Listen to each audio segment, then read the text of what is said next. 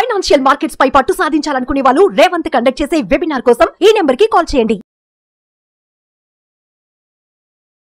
నమస్తే, welcome to Suman TV. నేను విష్ణు. ప్రస్తుతంతో పాటు ప్రముఖ స్టాక్ మార్కెట్ అనలిస్ట్ జీవి సత్యాన గారిని వారితో మాట్లాడదాం. సార్ నమస్తే. సార్ నమస్తే సార్, ఇవాళ అన్ని దినపత్రికల్లో మార్కెట్స్కి సంబంధించిన ఒక వార్తను ప్రధానమైన అంశంగా తీసుకున్నారు. ఒకసారి అదేంటో చూద్దాం. నా దగ్గర ఒక 2-3 దినపత్రికలు కూడా ఉన్నాయి. సో మొదటి దినపత్రికలు ఏముందంటే మార్కెట్స్కి సంబంధించి బాబు భరోసా, మార్కెట్లకు దిలాస, ఎన్డీఏ ప్రభుత్వ ఏర్పాటుకు పూర్తి మద్దతుతో దూసుకెళ్లిన మార్కెట్లు, బ్యాంకింగు, వాహన, చమురు షేర్లకు కొనుగోళ్లు, 13.22 లక్షల కోట్లకు పుంజుకున్న మదుపర్ల సంపద.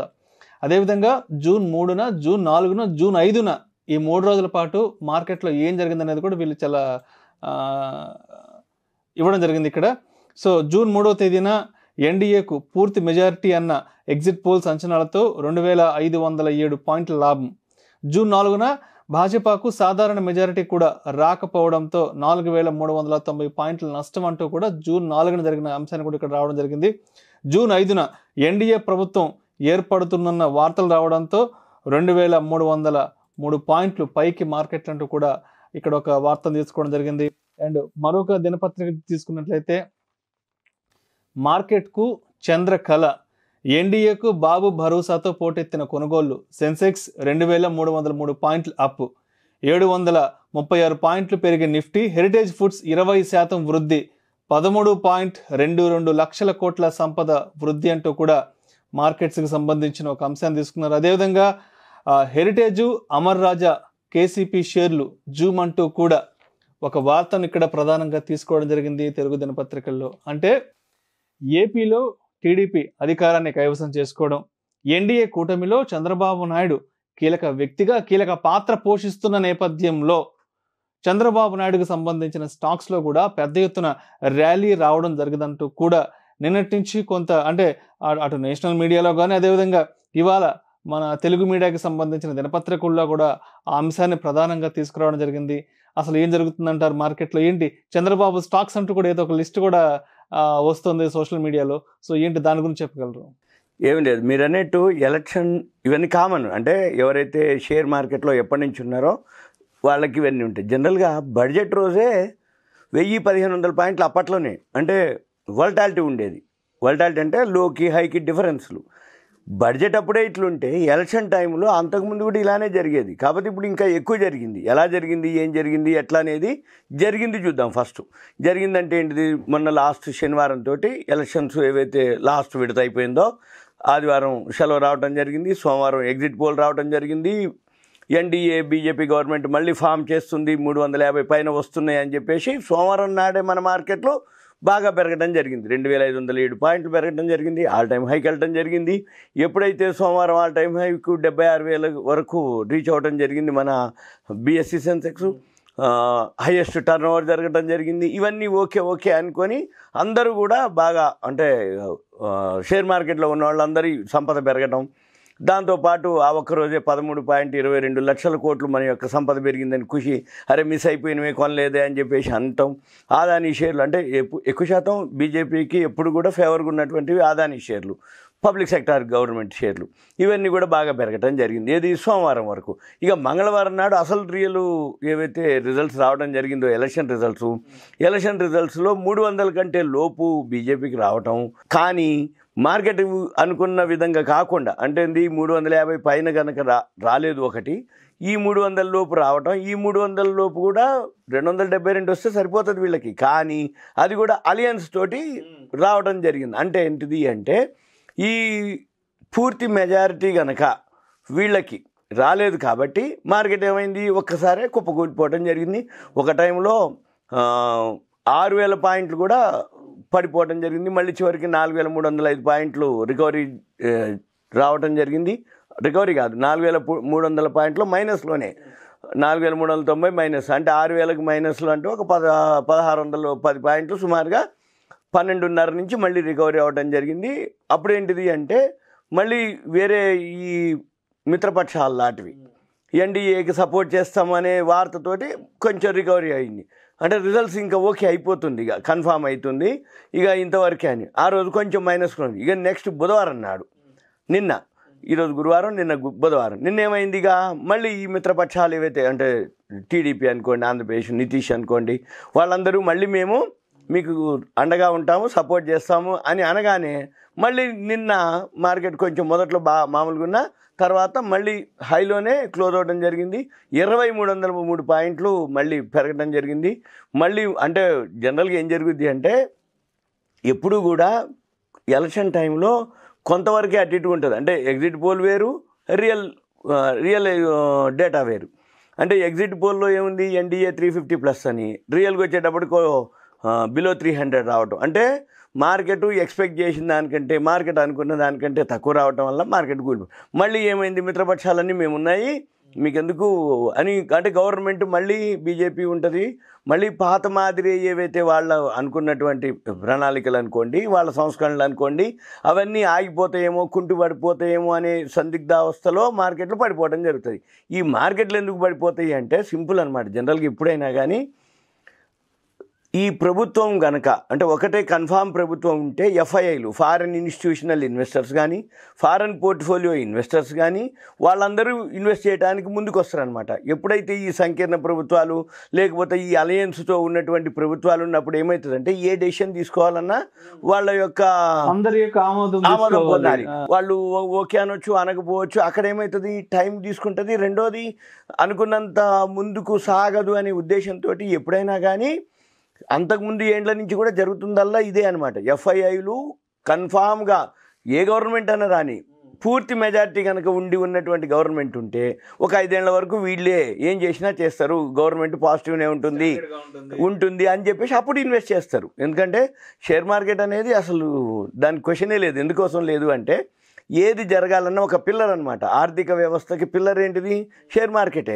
అందుకని షేర్ మార్కెట్ని ఏ గవర్నమెంట్ వచ్చినా తోసిపుచ్చటం కానీ దానికి వేరే విధంగా నెగిటివ్ చేయడం అనేది క్వశ్చనే ఉండదు. అంటే దానికి కావాల్సిన రాయితీలు అనుకోండి, సబ్సిడీలు అనుకోండి, దానికి కావాల్సిన సపోర్ట్లు అనుకోండి, అంటే షేర్ మార్కెట్కి సంబంధించింది ఏవైతే ఇండస్ట్రీస్ ఉన్నాయో ఎస్ఈజెడ్లు మెయిన్ అనమాట. స్పెషల్ ఎకనామిక్ జోన్లు అంటే ల్యాండ్ ఇవ్వటం, వాటర్ ఇవ్వటం, పవర్ ఇవ్వటం, అంటే దేశంలో అన్ఎంప్లాయ్మెంట్ను తగ్గించటం. ఏ స్టేట్లో అయితే ఆ స్టేట్ వాళ్ళు కంపెనీలని డెవలప్ చేయటం. అప్పుడు ఏమవుతుంది ఆటోమేటిక్గా ఆ కంపెనీలు వృద్ధిలోకి రావటం. ఆ కంపెనీలు వృద్ధిలోకి వస్తే ఆ స్టేట్లో ఉన్నటువంటి ఉద్యోగం ఎంప్లాయ్మెంట్ జరగటం, అలా ఎకానమీ డెవలప్ అవుతుంది అనమాట. అందుకని జనరల్గా జరిగేదల్లా ఇదే కథ. అయితే ఇక్కడ ఏమైంది ఈ మంగళవారానికి సోమవారానికి, ఈ సోమవారం ఎగ్జిట్ పోల్, మంగళవారం రియల్ రిజల్ట్ కొంచెం డౌట్ అనమాట. అంటే మళ్ళీ బీజేపీ గవర్నమెంట్ ఫామ్ అవుతుంది కానీ అలయన్స్ తోటి ఫామ్ అవుతుంది. ఏ టైంలో అయినా వాళ్ళు తప్పుకునే అవకాశాలు ఉంటాయి అని కొంచెం ఉంది. మళ్ళీ బుధవారానికి చంద్రబాబు నాయుడు గారు వచ్చి మీకెందుకు మేమున్నాము అని ఎప్పుడైతే గవర్నమెంట్కి సపోర్ట్ చేయడం జరిగిందో ఆటోమేటిక్గా ఇప్పుడు మీరు అన్నట్టు ఇంతకుముందు వరకు జరిగింది ఏంటిది? ఆంధ్రప్రదేశ్లో మనం చూస్తున్నటువంటి అంటే హెరిటేజ్ ఫుడ్స్ చంద్రబాబు నాయుడు వాళ్ళది. అందుకని ఏమైంది అది పెద్ద మూమెంట్ లేదు ఏదో ఆ షేర్ ప్రైస్లో గత ప్రభుత్వం ఉన్నప్పుడు. ఇక మళ్ళీ రెండోది ఏంది ఈ అమర్ రాజా మన ఎన్టీఆర్ కృష్ణ గారి ఎన్టీఆర్ కాదు కృష్ణ వాళ్ళ అల్లుడిది, మహేష్ బాబు వాళ్ళ బావగారిది. అయితే ఏంది వాళ్ళ అమర్ రాజా బ్యాటరీస్ అది వీళ్ళు తెలుగుదేశం పార్టీ వాళ్ళు. కాబట్టి ఏమైంది అంతకుముందు ఈ 5 ఏళ్ళు ఎప్పుడు కూడా ఆ అమర్ రాజా బ్యాటరీస్ మీద ఎలిగేషన్స్, వాళ్ళు కోర్టుకు పోవటం, స్టేల్ అంటే మన పొలిటికల్ మాట్లాడటం అని కాదు, జనరల్గా జరిగినది కథ. ఈ అమర్ రాజాలో వాళ్ళు మళ్ళీ తమిళనాడు కూడా షిఫ్ట్ అయిపోవడం జరిగింది వాళ్ళ ఇండస్ట్రీని. ఒక 3-4 years బ్యాక్ జరిగింది కొంత పర్మిషన్ల విషయంలో కానీ. తర్వాత అవునవును ఈ పర్యావరణానికి సంబంధించిన అనుమతులు సరిగ్గా లేవంటూ కూడా కొంత ప్రభుత్వం వైపు నుంచి ఆ టైంలో ఒత్తిడి రావడం జరిగింది. అప్పుడు ఏమైంది వీళ్ళు తమిళనాడు కూడా షిఫ్ట్ అవ్వడం జరిగింది. ఇప్పుడు మళ్ళీ ఏమైంది టీడీపీ గవర్నమెంట్ ఫామ్ అయింది కాబట్టి ఇక అమర్ రాజా మీద ఏవైతే ఉన్నాయో ఆ ఎలిగేషన్స్ అనుకోండి అవన్నీ క్లీన్ అయిపోతాయి. కాబట్టి ఏమైంది అమర్ రాజా బ్యాటరీస్ పెరగడం జరిగింది, హెరిటేజ్ ఫుడ్స్ పెరగడం జరిగింది. దీంతో పాటు ఆంధ్రప్రదేశ్లో ఏవైతే కేసీపీ లాంటి ఏవైతే సిమెంట్ కంపెనీలు ఉన్నాయో అంటే ఆంధ్రప్రదేశ్లో ఉన్నటువంటి ఏవైతే ఫ్యాక్టరీ లాంటివి అంటే కంపెనీలు మన షేర్ మార్కెట్ రిలేటెడ్ ఏవైతే ఉన్నాయో అవన్నీ కూడా మళ్ళీ బాగుంటుంది. ఎందుకంటే ఎప్పుడైనా కానీ ఎవరైతే ప్రభుత్వము ఎలాంటి వాడు అంటే అంతకుముందు సపోజ్ ఇప్పుడు దాన్ని బట్టి ఇప్పుడు చంద్రబాబు నాయుడు ఉండు అంతకుముందు నుంచే 2000 అప్పుడే Y2K సాల్వ్ అయినప్పుడే హైటెక్ సిటీని ఓపెన్ చేయడం జరిగింది. అంటే ఏంది అప్పట్లోనే ఈ కంప్యూటర్లు సాఫ్ట్వేర్ టెక్నాలజీ మీద ఆయన అంత డెవలప్ చేసిన ఆయన షేర్ మార్కెట్ అంటే ఆయన ఏమి ఎగ్నెస్ట్ కాదు. అంటే షేర్ మార్కెట్ సంబంధించినటువంటి కంపెనీలు కానీ ఇప్పుడు వేరే ఫారిన్ కంట్రీస్ నుంచి ఇప్పుడు ఏవైతే కంపెనీని తీసుకురావడం ఫారిన్ ఫండ్స్ తీసుకురావడం ఈ రోజుల్లో కాదు 25 ఏళ్ల కిందటే జరిగింది అది. అందుకని ఇప్పుడు మళ్ళీ ఆయనే వచ్చిండు కాబట్టి మళ్ళీ చంద్రబాబు నాయుడు మళ్ళీ ఫండ్స్ తీసుకొస్తాడు, ఇండస్ట్రీ తీసుకొస్తాడు, కంపెనీలు తీసుకొస్తాడు, పెట్టుబడులు పట్టుకొస్తాడు, పారిశ్రామికంగా చాలా ముందంజలోకి తీసుకుపోతారు.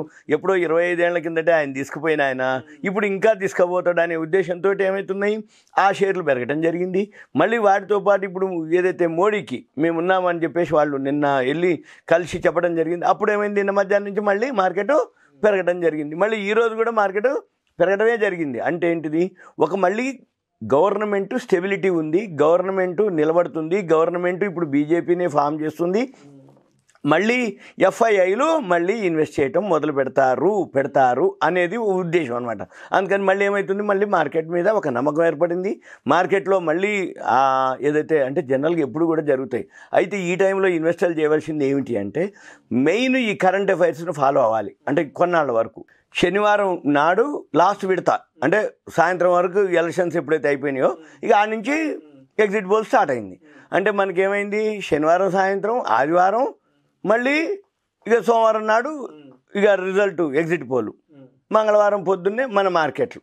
అంటే ఏంది శనివారం సాయంత్రానికి ఎగ్జిట్ పోల్ ఏదైతే స్టార్ట్ అయిందో ఆదివారం సెలవు కాబట్టి శనివారం సాయంత్రం మనకి సెలవు కాబట్టి ఆదివారం సెలవు, సోమవారం నాడు ఏమైంది మార్కెట్ స్టార్టింగే gap up all time high new high అన్ని హైలకి వెళ్ళింది. ఎప్పుడైతే మళ్ళీ మంగళవారం రియల్ ఏదైతే అనౌన్స్మెంట్ జరిగిందో అక్కడ ఫైనల్ రిజల్ట్స్ తోటి ఇది జరగడం జరిగింది. అయితే ఇన్వెస్టర్లు ఏం చేయాలి ఎప్పటికప్పుడు ఏ న్యూస్ ఏం జరుగుతుంది షేర్ మార్కెట్లో ఇప్పటివరకు అప్ అండ్ డౌన్లు మళ్ళీ తర్వాత కొన్నాళ్ళు అయిపోయినాక స్టెబిలిటీ ఉంటుంది. ఎలా అంటే ఇప్పుడు ప్రమాణ స్వీకారం అయిపోతుంది, ప్రమాణ స్వీకారం అయిపోయినాక ఎవరెవరికి ఏ మినిస్ట్రీ ఇస్తారు, తర్వాత బడ్జెట్ ఉంటుంది, బడ్జెట్లో మళ్ళీ ఏ రాయితీలు అంటే ఏ సెక్టార్కి రియల్ ఎస్టేట్ మన ఎక్కువ శాతం పబ్లిక్ సెక్టార్ ఐఆర్సిటీసీ లాంటివి, క్యాపాక్స్ క్యాపిటల్ గూడ్స్ లాంటివి, రెండోది ఏదైతే కంపెనీలు అంతకుముందు ఏవైతే పబ్లిక్ సెక్టార్ యూనిట్లు వాటన్నిటికీ అంటే కొన్ని సెక్టార్లు అంతకుముందు ఏవైతే అనుకునే ఉన్నాయో మళ్ళీ అంటే డిఫెన్స్ లాంటివి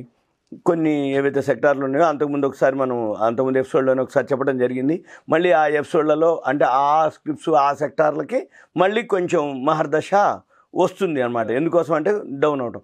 రెండోది ఇప్పుడు మళ్ళీ జూన్ 15 వస్తే అడ్వాన్స్ ట్యాక్స్ డేటా వస్తుంది. ఇప్పుడు యాన్యువల్ రిజల్ట్స్ రావడం జరిగింది.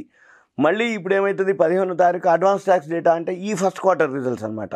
ఈ ఫస్ట్ క్వార్టర్ రిజల్ట్స్ అంటే ఎప్పుడైనా కానీ మార్చి ఫైనాన్షియల్ ఇయర్ అయిపోయినాక ఏప్రిల్ మే జూన్ ఉంటుంది, జూలైలో ఫస్ట్ క్వార్టర్ రిజల్ట్స్ వస్తాయి. కానీ జూన్ 15కే అడ్వాన్స్ ట్యాక్స్ డేటా వస్తుంది. అడ్వాన్స్ ట్యాక్స్ డేటా ఏంటిదంటే ఇన్కమ్ ట్యాక్స్ అనమాట. జిఎస్టీ అంటేనో ప్రతి నెల కట్టేటటువంటిది.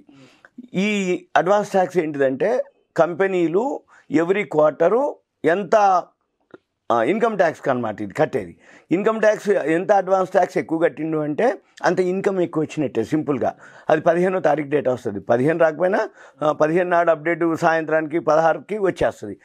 ఆ సెక్టార్లు ఆ కంపెనీలు ఏవైతే ఉన్నాయో అవి మళ్ళీ జూలైలో మళ్ళీ పెరుగుతాయి. మళ్ళీ బడ్జెట్ కూడా ఉంటుంది.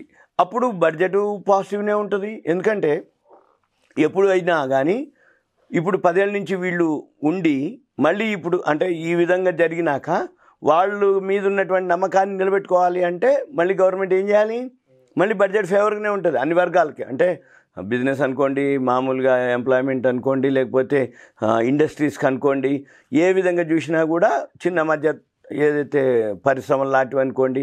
ఇప్పుడు ఈ మధ్య కాలంలో అయితే ఎస్ఎంఈ కంపెనీలు వాటన్నిటికి విపరీతం అనమాట. అంటే కనపడకుండా తెలవకుండా వాటికి రాయితీలు ఇవ్వటం అంటే ఆ సెక్టార్ని ఇంప్రూవ్ చేయటం అనమాట. అవన్నీ కూడా మళ్ళీ బడ్జెట్లో ఉంటాయి. మన పని ఏంటిది ఎంతసేపటికి జూన్ 15 అడ్వాన్స్ ట్యాక్స్ డేటా చూడటం, కరెంట్ అఫైర్స్ అంటే ఇప్పుడు ఏవైతే మనం పేపర్లో బిజినెస్ పేజ్ ఉంటుంది, ప్రతి పేపర్లో ఒక బిజినెస్ పేజీ ఉంటుంది, ఆ బిజినెస్ ఎడిషన్ ఉంటుంది. అది వరకు మనం ఫాలో అయ్యి ఏం జరగబోతుంది ఏం జరుగుతుంది మెయిన్ ఇదే అనమాట. దీన్ని బట్టి కొన్నాళ్ళ వరకు మళ్ళీ బడ్జెట్ అయిపోయినాక ఏ సెక్టారు మళ్ళీ రిజల్ట్స్ వస్తూ ఉంటాయి.